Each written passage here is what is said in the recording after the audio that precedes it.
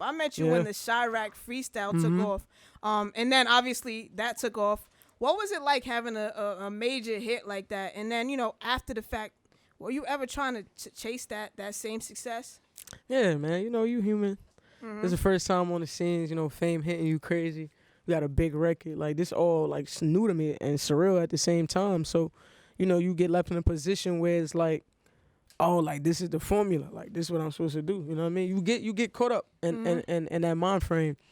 But that's kind of where I had to, like, discipline myself in a way and challenge myself into getting out of that zone and going back to what I did before. You know what I mean? Before the hit, and just being in a creative zone, making music for myself, not just because people, what people looking for or for what I think people want to hear type vibes. You know what I mean? I never made music like that. And that's what kind of, like, slowed me up.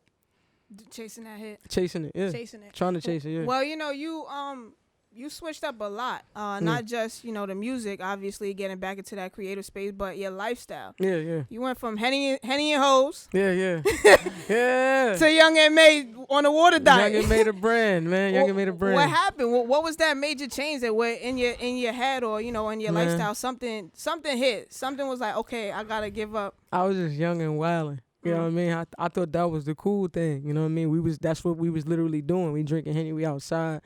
We outside. In the streets, you know what I mean? That's just what it was. And I just basically brung that into my music. It's like what I was really doing in the streets. It was like wilding, whatever I was doing or drinking or whatever it was. And then I just got to a point where I just had to grow up and have understanding that I ain't making money displaying this brand and stuff like that, bro. Like that wasn't happening. We tried, like we pitched that, but it didn't work. So I got to a point where I was like, oh damn, I made the wrong move doing this. You know what I mean? I had to wise up. You know what I mean? That was another L I took. Yeah, if y'all trying to get M.A. to change her Instagram name, y'all better cut that check. Yeah, it's over. You know what I mean? And I really had that name, bro. It was crazy. I really had that name, and I had to wise up, and I changed, of course, to Young and May, 'cause that's who I am, branded out. I had to get mentally, physically, and spiritually right.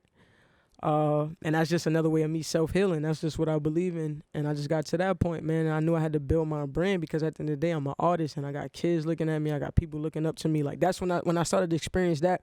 People coming to me telling me how much I inspired them and stuff like that. I knew I'm like, oh yeah, I got to change my ways in a way. You know what I mean?